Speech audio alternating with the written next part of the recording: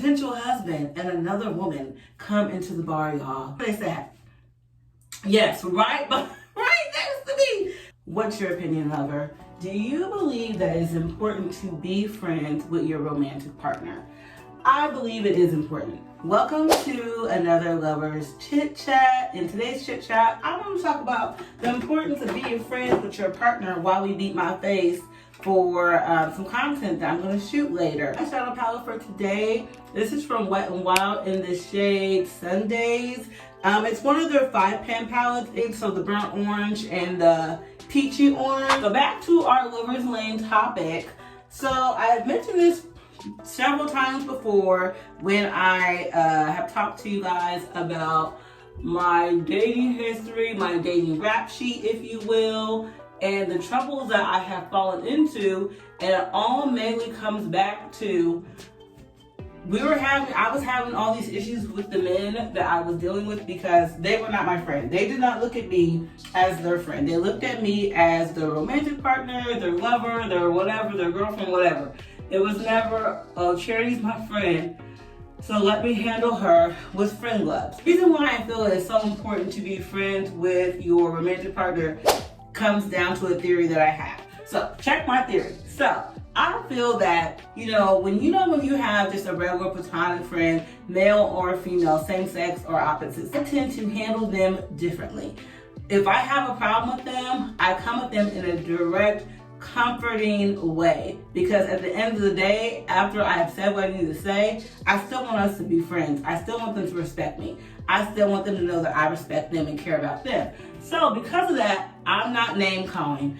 I'm not cussing them out. I'm not belittling them. I'm not using things that they told me in confidence and throwing it in their face.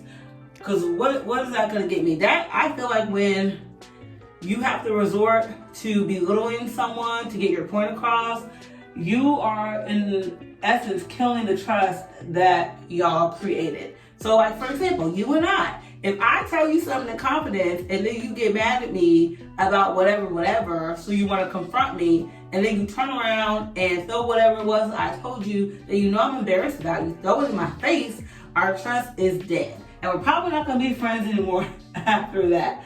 I just like to handle all my friends, romantic or platonic, in a certain manner. I like to handle them with respect, love, and care. When it comes to dealing with my romantic partner, I like to operate in that same mindset.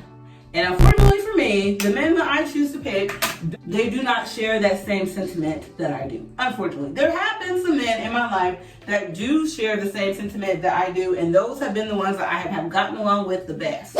Side note, we have a new eyeliner in town, and yes, it came from Dollar Tree. Let me know in the comments if you want me to do a Dollar Tree haul. I'm going to put it on, I'm going to show it to you. Bam! Y'all see that? It was so quick and easy to do. It's like perfect. It's like the perfect black. I live for it. We are still using this mascara, the Milani Highly Rated Lash Extensions. Y'all, each time that I use this mascara, I like it more and more. I'm really thinking that I like it more than my Maybelline push-up drawer. Wow. I know. And I think this costs more too. But I don't know. I really like it. Back to our chit chat. So yeah, I have had romantic partners that were legitimately my friend. Potential husband was my friend. I had a little PYT at one point in my life. We were 5 years apart, and y'all, he was in his early 20s. What I was thinking when that was going on, what I was trying to achieve was, I was trying to prove to myself that it is possible to be friends with a person that you share emotions and your body with. All the men, well, not all the men, but a high majority, a high percentage of the men before my little PYT, I just struggled so much with them just talking to me however they wanted to, because I fell under the category of romantic partners. So in their mind, that meant they could talk silly and reckless to me. And in my mind, I feel like your romantic partner is your friend. So I don't talk crazy to friends. I talk crazy to strangers, as y'all know. But I try not to talk crazy to my friends, especially my romantic partner, because one thing I do want to share about myself is, y'all, I be crying. As y'all know from my story time about potential husband, I think in the title I said like I cried for 30 days. Y'all, I will cry. Like when I like someone and we have like a conflict, my first instinct is to cry. I feel like, okay, my friend has a problem with me. I don't want them to have a problem with me. So it's either, you get defensive or you get offensive. I jump on neutral. I jump in the middle. I'm not going to get defensive and I'm not going to be, I'm not going to play offense either. I'm going to jump in the middle because I need him to explain to me what I did wrong. Like, where did I go wrong? How did I hurt your feelings? Like, what happened? And I know a lot of people look at it differently. A lot of people will jump on the defense and be like, okay, well, I did that to you, fine, whatever. But you did this, and this to me. When I truly like someone, that's not where I go. I go to the middle. So I go to the middle because I want to see it from both sides. I want to see, okay, you're saying that I did this to you. Okay, I can see what you mean because I did that to you because I felt like you were doing this to me. So we work it out, we figure it out, and at the end of the day, we're both happy. He got what he wanted, I got what I wanted, and now we're happy again. There's no arguing, yelling, breaking stuff. He's leaving. He's blowing up my phone. I don't want to talk to him. I block him for 2 seconds. Like, the closer I get to 45, y'all, the more I'm just like, you know what? I don't have time to do that with anybody. And another good thing about being friends with your partner is, since they're your friend, y'all share the same interests. So I think I talked about this in the last whatever Get Ready With Me was. If I remember, I'm going to link it right here. I can't remember what it was titled, but hopefully I remember and I can link it right there so you guys can check that out. And another side note, have y'all been seeing how cute my thumbnails have been looking? The kid is trying. She's really trying. And on that side note, come August, I'm going to be posting 5 to 6 videos a week. Y'all, I'm on this new little challenge that I seen on another YouTube creator's page. His name is Nate. His channel is called The Channel Makers.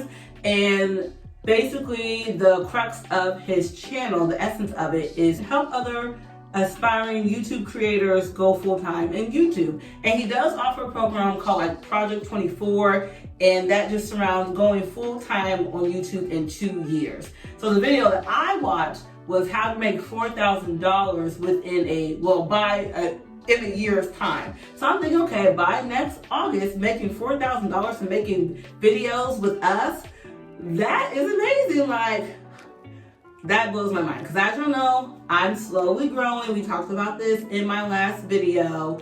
My views haven't been viewing, but that is okay. But what has been getting better is my people clicking on my videos more, and people are watching my videos longer. So if you are not a YouTuber as well, which you might be, because I can see who my subscribers are. So I see a lot of my subscribers are also YouTubers. What we need to get YouTube algorithm to love us and to push us to an audience that enjoys this type of content is we need a good number of people clicking on our videos combined with a long time of people watching my videos. For example, when I very first started posting videos back in February, like the longest people would watch, say my video is 12 minutes, they would barely watch a minute of my video. Now, however many months later was that 5 months later?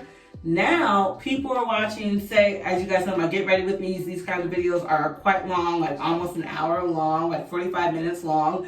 People are watching about 25%, so like 10 minutes. So I went from less than a minute to 10 minutes. I went from like 8% to like 25%. That is amazing. And all I did, as you guys have probably noticed, or I think I even told y'all to notice, I have been improving my editing. So I've been doing my cute little sound effects. When I show products, I put the cute little, text on the screen so you can follow along if you want to, or if you want to try that product as well, you can. So we're just, on that journey. So I digress to back to our Lovers Lane Chit Chat. When I was dealing with men who weren't my friend, and when I compare it to when I was dealing with men who as compared to be my friend, the biggest difference that I noticed in addition to like how they speak to me is the communication level. So like for example, when we're gonna use future boyfriend compared to potential husband, we're gonna compare them.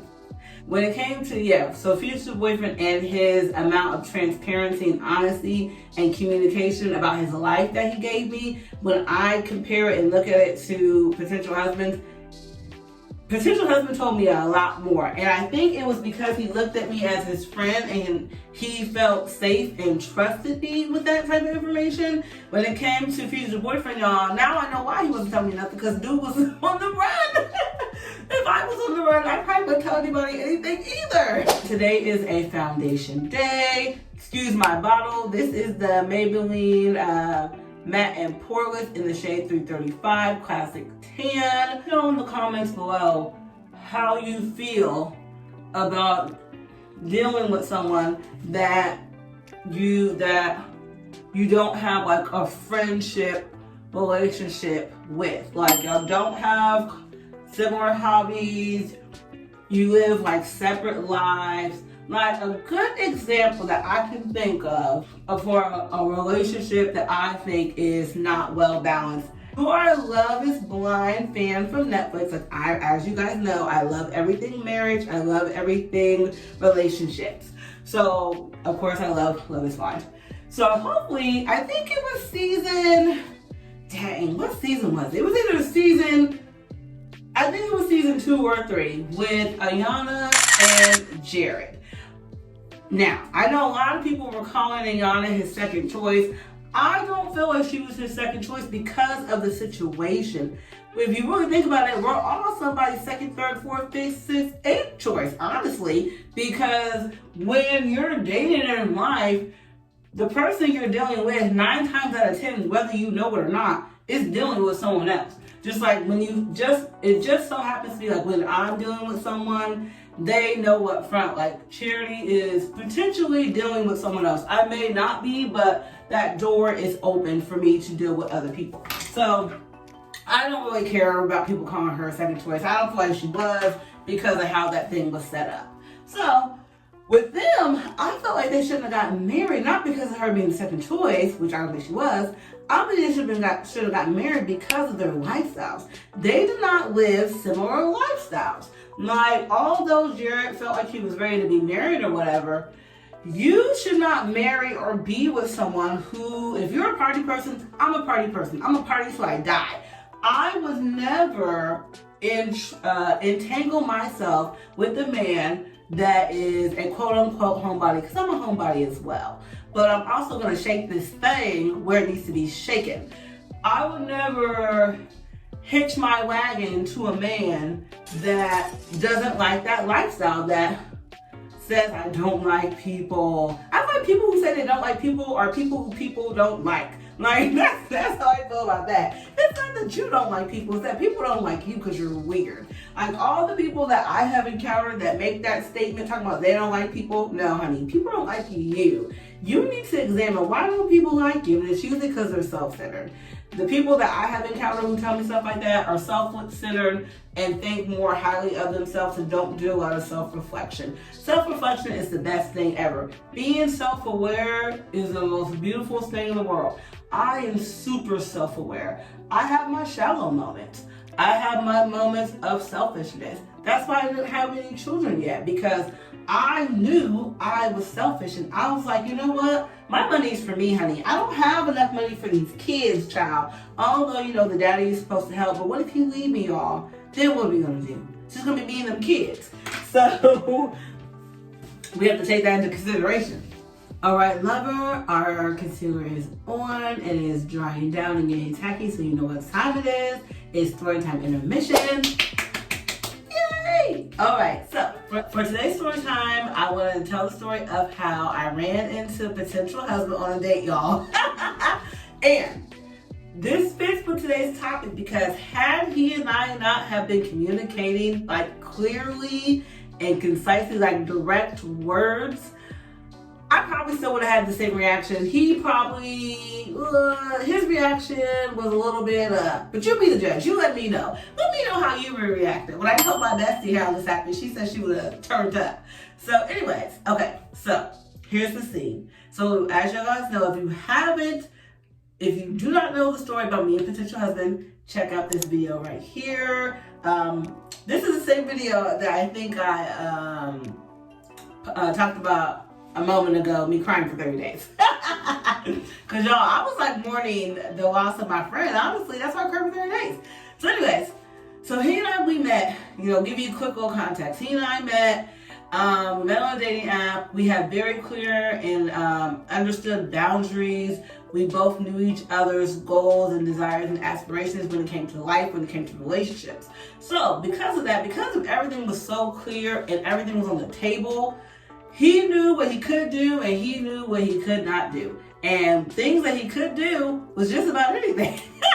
He could go on dates. He honestly could do whatever, y'all. Like, the only thing he had to tell me about if he was, sharing his body with other people. That's all I asked him to share with me. Because if you're sharing it with me, you're sharing it with others. Say for example, I don't like who you're sharing it with. I don't want to share with you no more. Go give it to her. I don't want it no more. So that's all he really had to tell me about. So because we had that open line of communication and because he still had the opportunity to date other people, this is how this situation happened. So it was a Sunday. I'm hanging out, minding my business, talking to my best friend, and I decide I'm gonna go get some Chinese food. So I go get some Chinese food, and as I'm going to get this food, a little guy friend of mine hits me up, and he's like, "Hey, I'm at this bar. You should come sit and chill with me." I'm like, Oh, okay. And I was dressed. Like, I didn't have heels or anything on, but I had like an outfit. My makeup was done. Like, I was dressed. So I was like, okay, I can stop by there, because I was on my way home with my Chinese. And I told myself, I just got food. He goes, "Oh, save that for later. I'll buy you something here." And I'm like, "Oh, okay." So he's like, "Oh, I'll buy you some food here." So I go to the bar. I'm in that bar, y'all, for a few, like 2 hours or so. So guy friend and I, we're sitting at the bar. It's a long L-shaped bar. But most of the L is this way, and then it has a little bit this way. So we're sitting, guy friend and I are sitting in the middle of the bar. I think there's some people sitting next to him, and then there's open seats next to me, y'all. So my back, here's the door. The door is to my back. So I'm kind of turned this way talking to guy friend. As guy friend and I are talking, y'all, he's telling me some not just straight nonsense. He's trying to get me to agree to be his girlfriend for 5 years. I think at this time I was 32. He was trying to get me to be his girlfriend for 5 years, so that would have got me to 37. Then he would think about marrying me. He would want me to have 2 kids during that time and not deal with nobody else. I was you trying to lock the kid down into a contract with no guaranteed earnings? I don't think so. So as he's just, trying to talk to his mess, potential husband and another woman come into the bar, y'all. Now, when it happened, the only feeling I had was, oh my gosh, I have to I was just like, should I speak to him or not? Because I didn't feel like jealousy or anything like that. I just felt like nervous, like, should I speak to him? Should I not speak to him? And y'all, guess where they sat? Yes, right next to me. Wow. She sat right next to me, then he sat right next to her. Now, potential husband had horrible eyesight. Horrible. He eventually got contacts, but at that time, he didn't have no type of eye enhancements. So he couldn't really see not far from him. And as y'all know, the kid looks different every day. So this is back during my colored hair phase. So I had red hair this day, and I had a hat on. So I looked totally different. So him and her just talking, whatever. So I'm telling guy friend, like, hey, I didn't want to look at his husband too long. So I'm telling my guy friend, I showed him a picture of him and said, "Is this him?" He's like, "Yeah." I said, "Should I say hi?" I'm like, I think he's on a date. I don't want to, make him feel weird that I'm here. And he's like, "No, speak to him." So I was like, "Hey." And he was like, "Hey, I didn't see you there." I was like, "I know." I was like, "Oh, I just want to say hey." He's like, "Oh, okay." So he continues talking to her. Since I had been there for some time, I was like, "Oh, I'm going to go ahead and go eat my Chinese food." So I leave, I go home. So in the days that passed, potential husband and I, we talked normally. I seen him, everything was normal. So on the third day of us talking normally, he was like, "So, you're not going to ask me about that girl? And I'm like, what girl? He was like, don't play dumb. You know what girl? And I'm like, what girl, y'all? And I'm really thinking, like, I was like, was I supposed to remember something? Did he tell me something about a girl? And I'm thinking, he's like, the girl you saw me with at the bar. So I said, oh, that girl. I said, oh, okay. I was like, oh, you want to tell me about your date? How was your date? He was like, no, I don't want to tell you nothing, because are you going to ask me about it? I was like, no, that's your business. So no, I'm not going to ask you about it. Y'all, you would have thought I slapped him and called his mama a HOE. He was like, you know what, Charity? See, I'm not going to talk to her no more, because this is how you be acting when I go on dates with women. I'm like, how? What do you mean? I was like, what do you mean this is how I act? He's like, you don't ask questions, you don't want to know what I'm doing, and you always say it's my business. And I'm like, because it is your business. And I was like, I don't ask questions, because if you wanted me to know, you would tell me. So like, up to this point, y'all, anything that I ever wanted to know, I never had to ask him. He would just tell me. So when I saw him with this woman, I'm trying to think back, okay, did he tell me he was going on a date and I just forgot? Because I wasn't going to just come out my mouth and be like, yo, are you on a date? With the F? Because that is not the type of relationship that we had. We had, we were on that path to marriage, but still at the same time, we're not on the path of you can't do A, B, and C, and if you do, it's rah, rah, rah. It was never that. So, and that's just not me anyways. Like, that takes too much gray matter, like, to be doing all that. And y'all know how I feel about my gray matter. I save it for YouTube and work. I don't have time to be getting raw over a man. So he was trying to go back and forth with me, but since this is the man I wanted to marry, I really didn't want to go back and forth, and I was trying not to cry because I wasn't sure if it was a situation that called for anxiety, and the tears come from anxiety. So I wasn't sure if this is something that I needed to be anxious about. Like, how serious was he? Did he truly believe that I was a problem causer because I say things like, this is your business, I don't have any questions? Like, does he really have a problem with that? And so, y'all, I'm thinking, and I'm like, okay, should I have a problem with this? Y'all, I'm trying to muster up the anger. I had nothing. I was not upset about it, because in my mind, there was nothing to be upset about. You're not doing anything that I said that you couldn't do. Now, the only way I would have been upset about this situation if he was sharing his body with her body in my eyes and then did not tell me about it. That would be the only time I'd be upset. Now, him just out here dating, going on dates, doing whatever, having fun, do your thing. I don't really care. I was not going on dates because, like I said, I was playing our wedding in St. Lucia. I didn't have time for other men. I was like trying to date, like I was talking to other guys, but I didn't really want to date nobody else, because as far as I was concerned, once potential husband got it together, got his stopping and bopping out his system, my ring was coming. So I have to, one track mind. Wedding, here I come. So he's really just trying to like debate with me about this woman, and come to find out, he had told me about this woman. I just didn't know what she looked like.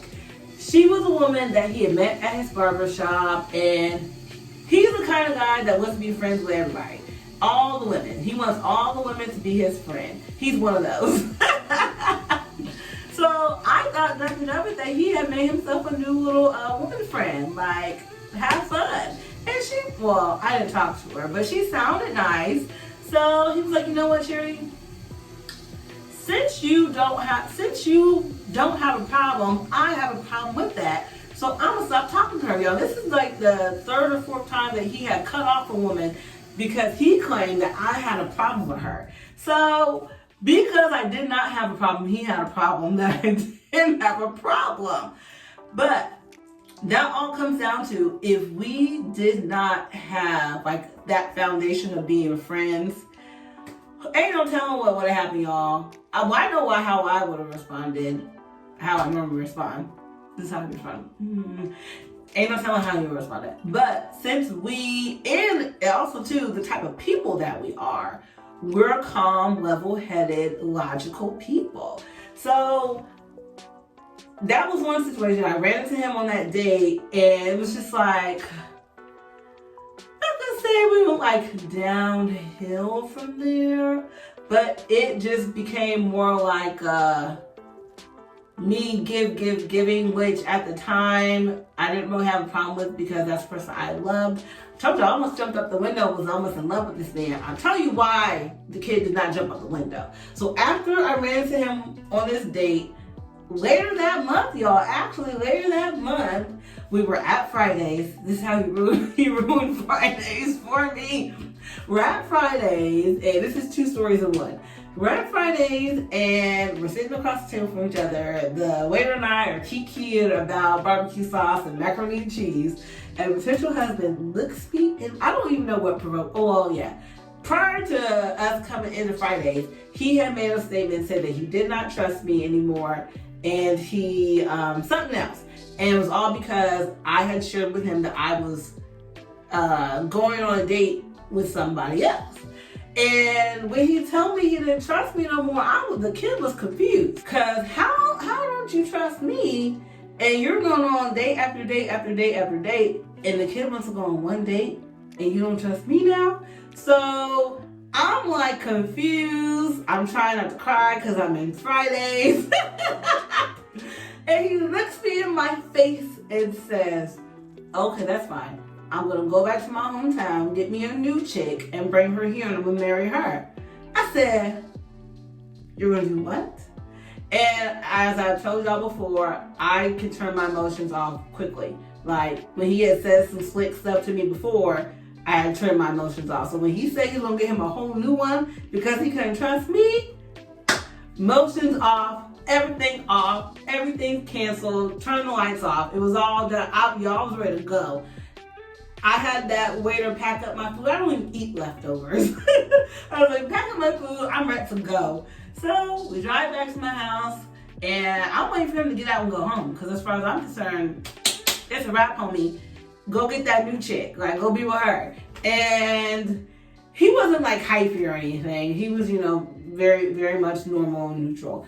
And I was like, you know what? Because you said that I'm out here thotting and bopping, not only am I not thotting and bopping, I'm not even going to share with you no more because you violated me. And he was like, well, who am I going to share with now? I'm like, whoever you want. It's just not going to be me. Then he tried to blame his behavior on him being homesick, y'all. Whatever. Like, come on now. That concludes my story time of how I ran into potential husband on a date, y'all. So let's go ahead and finish my face. We're going to blend out my concealer, bronze me up, so we can be cute for this content later. We're back and we're bronzed. How pretty are we? Now it's time for our finishing touches. But back to our lovers Lane Chit Chat topic at hand. The importance of being friends with your romantic partner. So from my story time, y'all can only imagine what might have happened had potential husband and I not been on the same page when it came to what was allowed and what was not allowed. Everyone that I tell that story to or like give that like scenario to talk about they would have turned out. Like when I told my bestie, she was like, y'all, I would have flipped every bar stool and turned up. And I'm like, but we're not in a committed relationship. She's like, I don't care. If we're sharing with each other, we're in a relationship. She's like, I'm turning up. So after potential husband, I'm trying to think. After potential husband, I just really wanted to stick to being friends with my romantic partners. I did have a slip up with that man. I can't remember if I told y'all story time. I think I did. And my last Get Ready With Me, yes. And my last Get Ready With Me titled Red Flags to Avoid in Men. I talked about the last man that I tried to date like 3 years ago, y'all. I've been struggling. I haven't dated anyone since potential husband. That was 6 years ago. And then 3 years ago was the last time I even had anyone potentially close to me dating. Like, I've been struggling.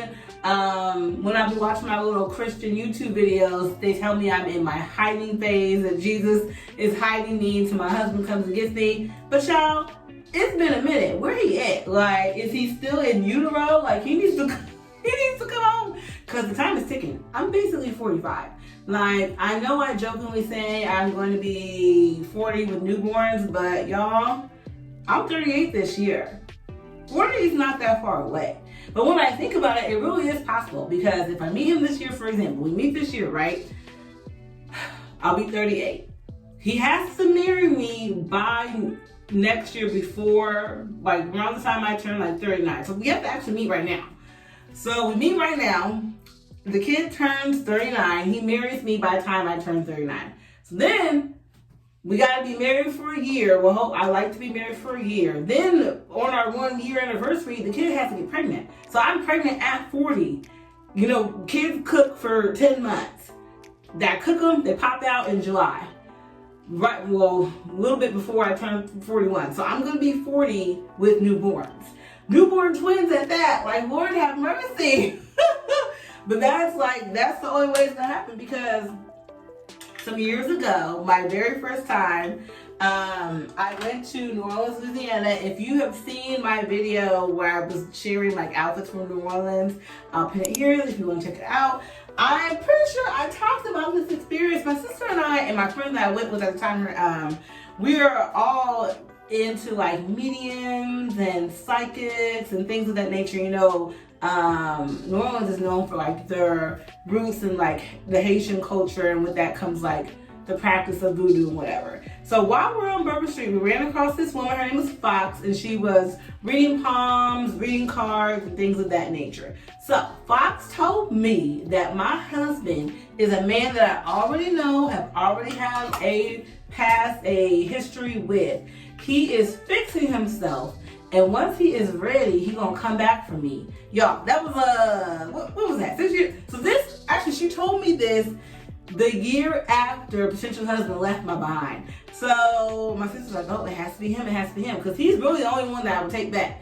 Out of all the people that I entertained and, you know, gave time and energy to, he's the only one. And then even some days I think I wouldn't take him back because of how he just dropped me and let me cry for 30 days. Time for highlighter.